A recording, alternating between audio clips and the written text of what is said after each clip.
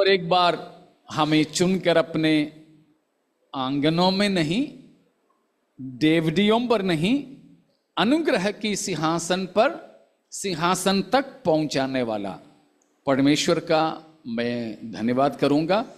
और उस प्रकार प्रभु के अनुग्रह के सिंहासन के पास में रहने वाले आप सभी परमेश्वर के घर वालों को, चाहे ऑनलाइन या ऑफलाइन, मसीही वंदना, जय मसीह की। आज हम यूहन्ना 15वां अध्याय को पढ़े हैं। यूहन्ना 15 अध्याय हम जानते हैं, हम लोग मनन करते आ रहे हैं। मैं हूं घोषणाओं में से आखिरी है, 7वां, वो है पहला ही वचन। पढ़ें। सच्ची दाखलता मैं हूं, मेरा पिता किसान है, और उसी में बाद में बताया तुम डालिया हो। तो 3 पहचान दिया है। यीशु कौन है, पिता कौन है, हम क्या है। ठीक है। सच्ची दाखलता, मसीह ने कहा मैं हूं। यह है यीशु मसीह की मैं हूं 7 घोषणाओं में से 7वां। ഞാൻ ആകുന്നു എന്ന യേശു ക്രിസ്തുവിൻ്റെ 7 പ്രഖ്യാപനങ്ങളിൽ 7ാമത്തേത്, അവസാനത്തേതാണ് യോഹന്നാൻ 15:1. എന്താണ്? ഞാൻ സാക്ഷാൽ മുന്തിരിവള്ളി, ഞാൻ ആകുന്നു, എൻ്റെ പിതാവ് തോട്ടക്കാരൻ, പിന്നെ നിങ്ങൾ കൊമ്പുകൾ. സ്തോത്രം. അത് നമുക്ക് വേണ്ട, നമുക്ക് ആദ്യത്തെ ഭാഗം മാത്രമേ ഇപ്പോൾ എടുക്കുന്നുള്ളൂ. സാക്ഷാൽ മുന്തിരിവള്ളി ഞാനാകുന്നു. उसका विवरण में नहीं जा सकूंगा। प्रभु यीशु मसीह यहूदी श्रोताओं को सुना रहा था कि सच्ची दाखलता मैं हूं। प्रभु यीशु मसीह के लिए और मसीह और मसीहियों की रिश्ता के लिए प्रभु की वचन में कई प्रकार की एनालॉजीज, दृष्टांतें दिया है। Here we have an organic analogy that elaborates personal fellowship or relationship between Christ and disciples. मसीह और चेलों के बीच में जो जीवित रिश्ते को प्रकट करने वाले एक जीविक दृष्टांत यहां पर है, ऑर्गेनिक एग्जाम्पल है, एक जीवित दृष्टांत है। क्योंकि दाखलता में क्या है? जान है, जीवन है। तो उसी की दृष्टांत में हमें प्रभु ने बताया है। लेकिन हम उसमें भी अभी नहीं जाएंगे कि मसीह और मसीहियों के बीच की रिश्ते को यहाँ जो बताया उसको भी हम मनन करने फिलहाल नहीं जाएंगे। वो सब और किसी समय में हम देखेंगे। अब हम कई महीनों से मनन करते आ रहे हैं आई एम सेइंग्स, मैं हूँ घोषणाओं को। आज खत्म तो नहीं होगा, लेकिन खत्म हम कर रहे हैं, और इन्हीं बातों को और किसी समय में हम अलग अलग से सीखेंगे, क्योंकि कई बातें हमारे पेंडिंग पड़ा है। उस वजह से मैं थोड़ा शीघ्र जा रहा हूं। तो यीशु मसीह ने यहां कहा सच्ची दाखलता मैं हूं। हमने इसके बारे में सुने तो जरूर होंगे। प्रभु यीशु मसीह जब कौन है करके खुद ही घोषित किया, दाखलता की, वाइन की बात, वाइन मतलब WINE वाले वाइन नहीं, VINE वाला वाइन, 2 वाइन है। विनयार्ड वाला वाइन और पीने वाला वाइन। ये पीने वाला वाइन के बारे में नहीं है, परंतु दाख की बारी वाला वाइन, तो कहा है, क्योंकि उसका दृष्टांत यहूदी लोग बहुत अच्छे से समझ सकते थे। ये भी मैं आपको पेंडिंग में ही रखता हूं कि यहूदियों के लिए 3 जो है प्लांट्स या फिर 3 पेड़ पौधे यहूदियों की जिंदगी से बहुत ही जुड़े हुए हैं, आपको मालूम होंगे। एक वाइन तो हो ही गया, अंजीर, जैतून, ओलीव, ये तीनों, अंजीर या फिग, जैतून या ओलीव, वाइन या दाख, यह तीनों इस्राएलियों से उनकी रिलीजियन या उनकी स्पिरिचुअलिटी, उनकी पॉलिटिक्स, उनकी नेशनैलिटी, इन तीनों चीजों से जुड़े हुए हैं। वो भी फिलहाल उतना ही बोलता हूं, बाकी में हम और कभी चलेंगे, ठीक है ना। ये तीनों चीज उनकी राजनीति, यहूदियों की राजनैतिक बात को, उनकी देशीय या राष्ट्रीय चीज को, और उनकी धार्मिक या आत्मिक बातों को प्रस्तुत करने वाली बातें हैं। इसीलिए हैं हम प्रभु की वचन में जब देखेंगे तो इस्राएलियों को परमेश्वर ने बिल्कुल दाख की लता करके कहा है, दाख लता के तौर पर प्रस्तुत किया है।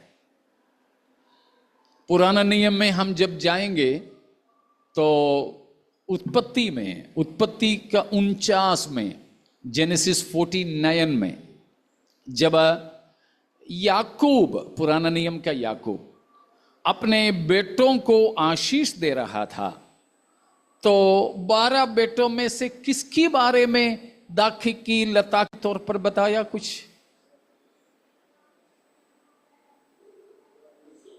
यूसुफ के लिए कहा, यूसुफ के लिए कहा, यूसुफ के लिए। मैंने कई जगह ये बात को कहा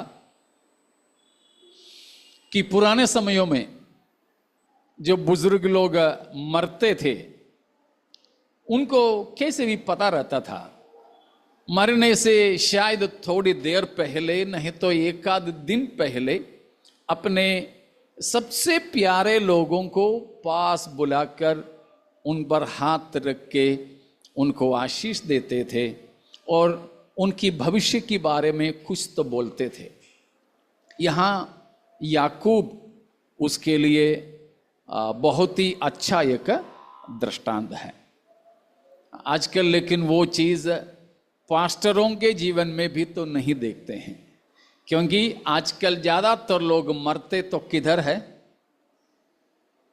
हॉस्पिटल में है, वो भी वार्ड में नहीं, आईसीयू में रहते हैं, कि शायद डॉक्टर भी पास में नहीं रहता है, कोई नहीं रहता। ये सच कहें तो तरीका नहीं है। कम से कम मरते समय भी अपने प्रियों के साथ रहकर उनसे बात करते हुए उनकी प्यार के पात्र बनकर मरना चाहिए। हमारे कोई रिश्तेदार वगैरह भी, यहाँ तक अपने माता पिता ये भी जब मृत्यु के स्थिति में होंगे, हम तो चाहेंगे कोई नहीं मरे, लेकिन वैसा नहीं है। और कभी कभी कुछ लोगों के लिए मरना भी अच्छा है। कल भी जैसे मैंने बोला था, कोई बीमार है, कोई मानसिक शारीरिक तनाव में, दर्द में, बीमारी में रहते हैं, तो उनको उसमें से छुटकारा, राहत मिलने के लिए मृत्यु ही एकमात्र मार्ग है। तो इसीलिए हम चाहेंगे कोई नहीं मरे, मगर ऐसा नहीं है। मेरा भी माता पिता नहीं रहे, कई बार मैं भी सोचता हूं आज भी अगर वे लोग होते तो मैं चाहता हूं, लेकिन मैं उस बात को ना भूलकर आपको बता रहा हूं कि हमारे कोई जब उस प्रकार मृत्यु के शैया में होंगे तो आईसीयू वगैरह में डालने की बजाय घर पे ही रखना उत्तम रहेगा, कम से कम उस समय हम उनके साथ रहें, अगर उनको कुछ बोलना भी है हमसे कुछ बोल सकें, और हमें भी कुछ बोलना है बोल सकें, कम से कम आखिरी में एक बूंद पानी तो उनकी होठों में दे करके उनको भेज सके। ठीक है, तो याकूब ने 12 बच्चों के बारे में भविष्यवाणी किया। तो यूसुफ के लिए कहा, यूसुफ फलवंद लता की, फलवंद लता की एक शाखा है। वहां से लेकर कई बार परमेश्वर की वचन में इस्राएलियों के लिए दाखलता के तौर पर बताया। उसमें से एक मशहूर है, भजन संहिता में है, और यशायाह 5 अध्याय में, यिर्मयाह में वगैरह वगैरह है। तो यहूदी अपने बारे में क्या समझते थे? हम लोग हैं परमेश्वर की दाखलता, हम लोग परमेश्वर की दाखलता और दाख की बारी है। लेकिन यीशु मसीह ये बात करते समय वे परमेश्वर के न रहने लायक प्रभु से दूर हो गए थे। अभी हमने पढ़े थे 24-25 पदों में, जल्दी,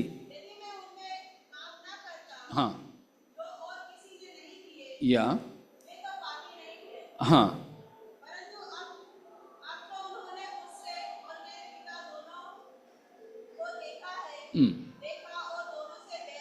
दोनों से बैर किया। अगला वचन,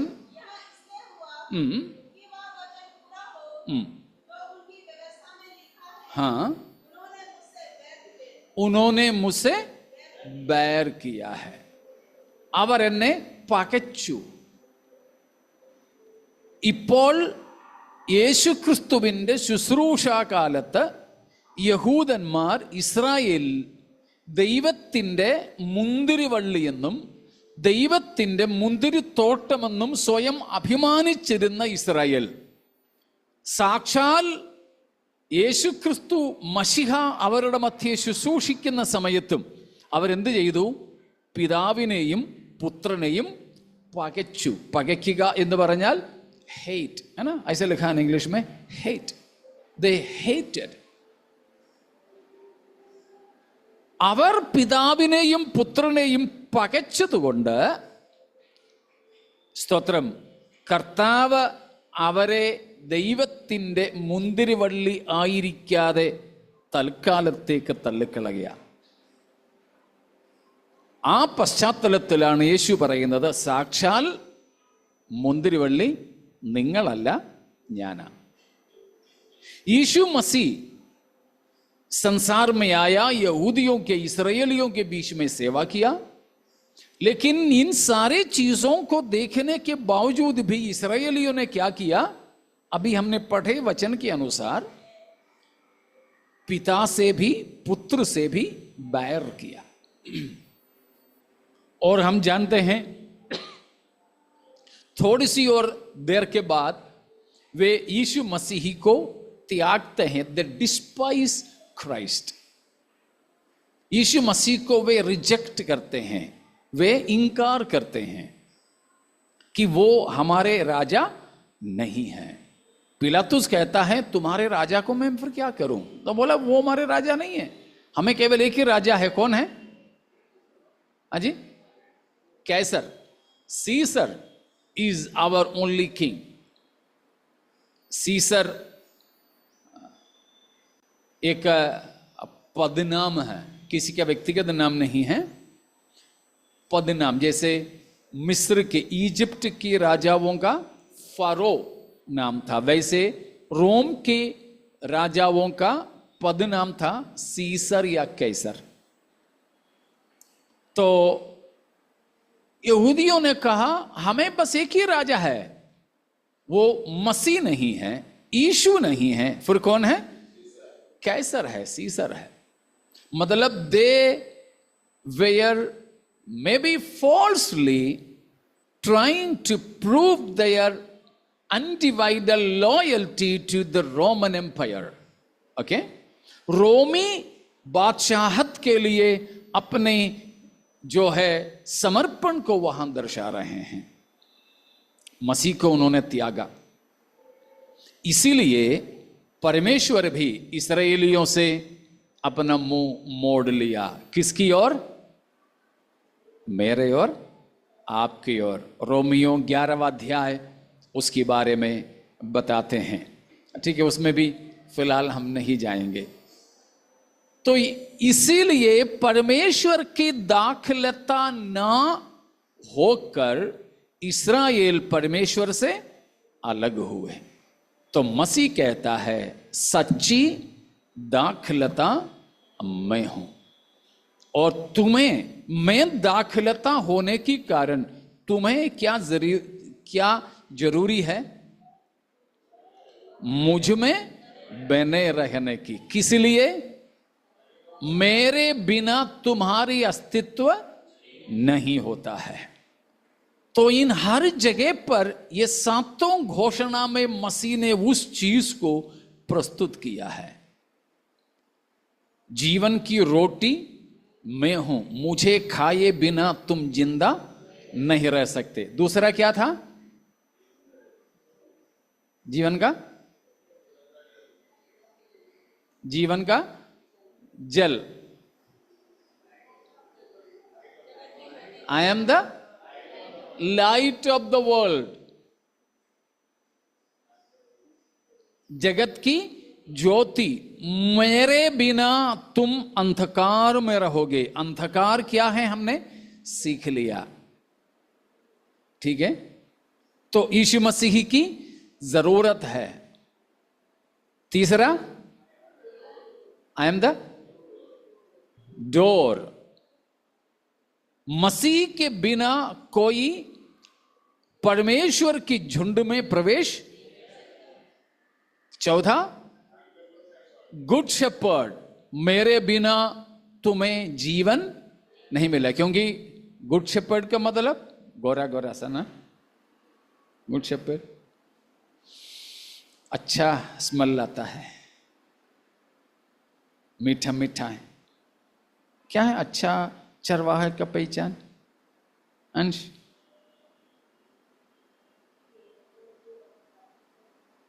भेड़ों की रखवाली नहीं। रूफस, हाँ, अच्छा चरवाहा भेड़ों के लिए अपना प्राण देता है। तो उस अच्छा चरवाहे के बिना भेड़ों को क्या नहीं मिलेगा? जीवन नहीं मिलेगा। पांचवा, हाँ, उसके द्वारा क्या था? मसीह के बिना जीवन और पुनरुत्थान। छठवा, पिछले हफ्ता तक हमने जो मनन किया, the way, the truth and the life. वो उधर भी पिता तक पहुंचना तो कौन चाहिए? मसीह। और अभी बता रहे हैं मैं सच्ची दाखलता। मुझ में तुम बने रहोगे तो तुम जिंदा रह सकते हैं। डालियों को अगर तोड़ दिया, ऑर्गेनिक है, ये जीवन है। अगर डाली को तोड़ दिया पेड़ से तो फिर उसकी कोई अस्तित्व नहीं रहेगा। तो मसीह में हमें बने रहना है। अगर बने नहीं रहें तो सबसे ज्यादा खतरा क्या है?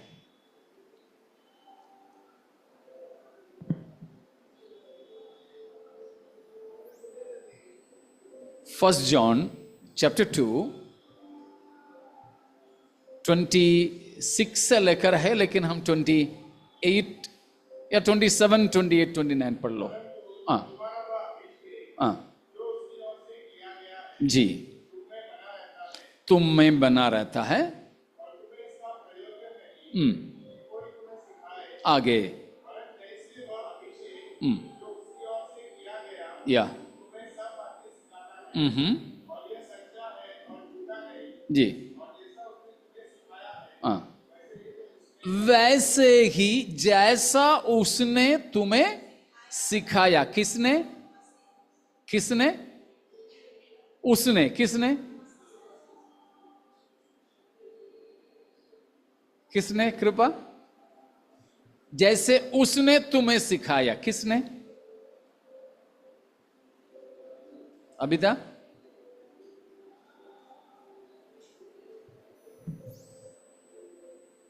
आज तो जोहान नहीं है पूछने के लिए, तो जॉन बताओ।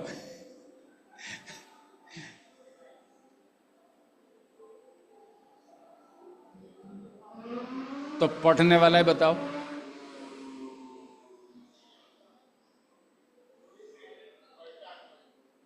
वहां किसके बारे में बता रहे थे? इसीलिए 26 से हम लोग पढ़े या 27 से पढ़े।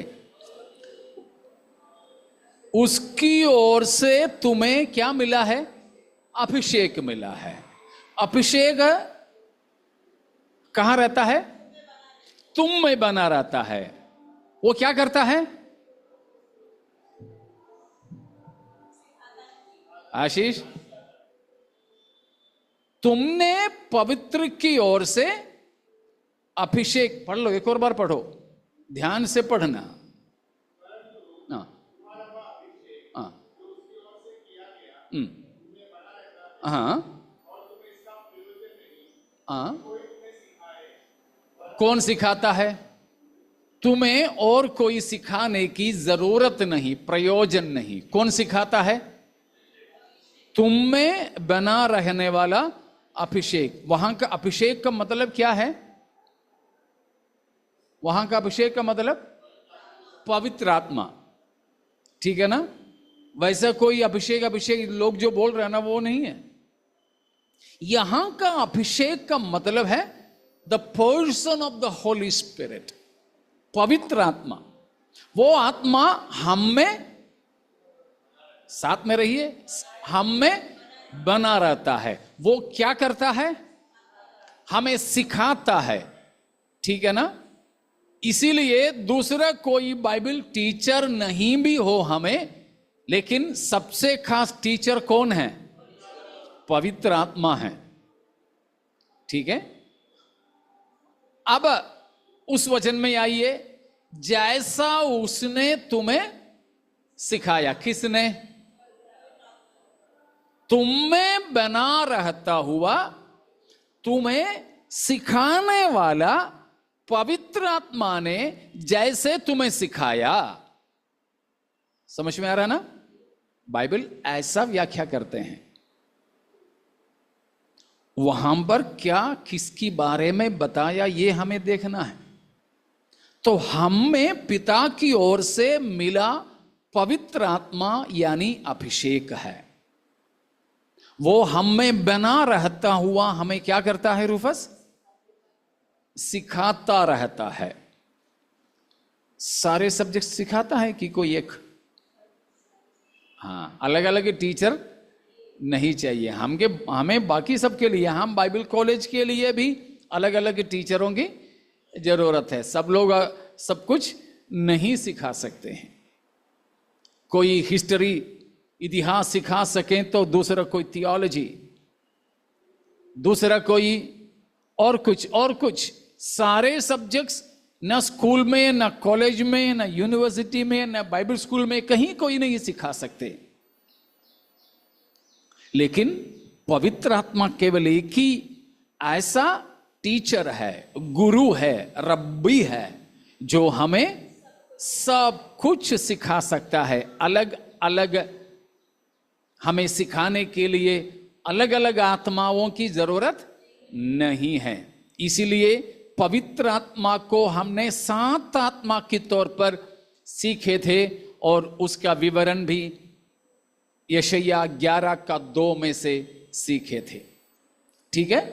നമ്മിൽ വസിക്കുന്ന അഭിഷേകം എന്ന് പറയുന്നത് പരിശുദ്ധാത്മാവാണ്. ആ ആത്മാവ് നമ്മിൽ ഇരുന്നുകൊണ്ട് എന്താ ചെയ്യുന്നത്? ഒന്ന് വൈബ്രേറ്റ് ചെയ്യിച്ച് നിർത്തുകയാണോ? അല്ല. പാട്ടിന്റെ ഒടുവിൽ 2 അന്യഭാഷ പറയിപ്പിച്ച് നിർത്തുകയാണോ? അല്ല. ഈ ആത്മാവ് നമ്മിൽ ഇരുന്നു കൊണ്ട് നമ്മെ, യേശുക്രിസ്തുവിന്റെ ഭാഷയിൽ പറഞ്ഞാൽ, സകല സത്യത്തിലും വഴി നടത്തുന്നു. ഇവിടെ യോഹന്നാൻ പറയുന്നു, ആ ആത്മാവ്, പരിശുദ്ധാത്മാവ് അഭിഷേകം നമ്മിൽ വസിക്കുന്നു, വസിച്ചുകൊണ്ട് നമ്മെ ഉപദേശിക്കുന്നു. അതുകൊണ്ട് വേറെ ആരും ഉപദേശിക്കേണ്ട ആവശ്യം പോലും ഇല്ല. അതുകൊണ്ടാണ് യോഹന്നാൻ പറഞ്ഞത് അവൻ നിങ്ങളെ എന്ത് പറയുന്നു നോക്കിക്കേ, അവൻ നിങ്ങളെ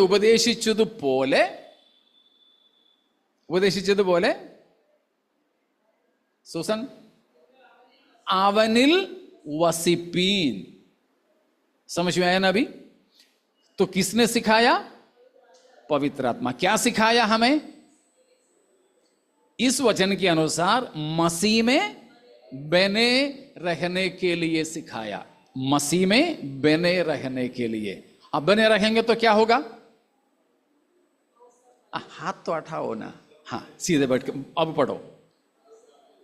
हाँ आशीष, बाकी पढ़ो। हाँ,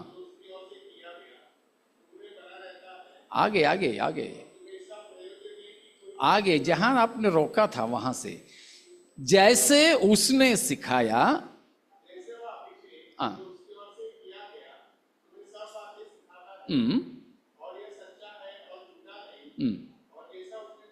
जैसा उसने तुम्हें सिखाया वैसे तुम उसमें बने रहते हो। आगे, हाँ, उसमें तुम बने रहो तो क्या होगा? क्यों बने रहना है? जब वह प्रकट होगा तब हमें हियाव हो, उसकी मसीह की आने पर उसके सामने लज्जित ना हो। क्यों बने रहना है? यीशु मसीह ने यूहन्ना 15 में बोला, सच्ची दाखलता मैं हूं, तुम मुझ में बने रहो। बने क्यों रहना है? यहां यूहन्ना बताया वह आने वाला है, आएगा तो हमें उसके सामने दो चीज, एक होना है, एक नहीं होना है। हिया होना है और लज्जित नहीं होना है। मालूम है वो आएगा? Praise God. कौन जा सकता है इस वचन के अनुसार? जो उसमें बना रहता है, जो उसमें बना रहता है। It is the continuity of a Christian in Christ. मसीह में निरंतरता के साथ बने रहने की बात है, केवल संडे संडे नहीं, केवल उपवास प्रार्थनाओं में नहीं, केवल किसी किसी समयों में नहीं, मौसम के हिसाब से। कभी कभी बोलते हैं ना, हम लोग हमेशा हमारी आत्मिकता की पारा चढ़ा रहता, നമ്മുടെ ആത്മീയ ഉത്സാഹവും താല്പര്യവും ഒക്കെ എപ്പോഴും ഒരുപോലെ ആയിരിക്കും? नहीं। तो हम लोग क्या करते हैं? जब मूड होते हैं तब प्रार्थना करते हैं, जब मूड नहीं होते तो नहीं करते। क्या करते हैं?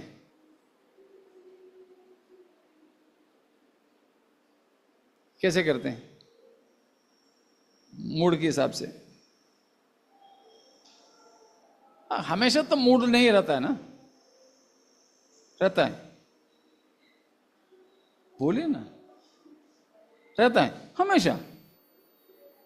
हमेशा तो नहीं, हमेशा रहते तो आपके बारे में तो एक विशेष हमें कुछ पढ़ना पड़ेगा। हाँ, क्योंकि आप इंसानों में नहीं है। कोई नहीं, किसी के भी जीवन में हमेशा आत्मिक धुन, कभी कभी कई कारणों से, लेकिन जब जब ऐसा होता है तो यह पहचानना आत्मिकता है। ठीक है ना? जब जब हमारे आत्मिकता की मरकुरी पारा नीचे गिर जाती हैं तो यह पहचानना जरूरी है। उस तरह जब हमें इच्छा नहीं हो रहे हैं कुछ आत्मिक जीवन में आगे बढ़ने के लिए, तब हम उस मूड पर न जाएं।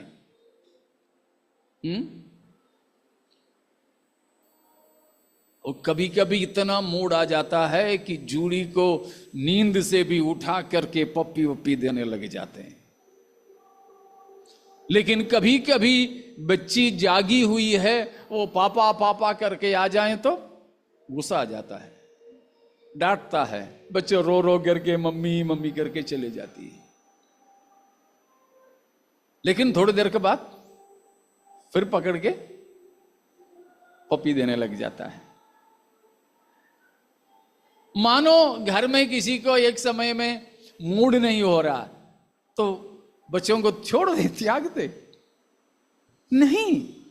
लेकिन तब भी हम ये जानते हैं कि ये मेरी पत्नी है, बच्चा है, पति है, तो वो मूड के हिसाब से मुझे नफरत, गुस्सा, झगड़ा, लड़ाई नहीं करनी है। जानकर उसको हम दबाते हैं, उससे बाहर आने की कोशिश करते हैं। उसी तरह हमारे आत्मिकता में भी चाहिए। हमेशा ऐसा नहीं कि बिल्कुल पारा चढ़ा चढ़ा चढ़ा ही हो।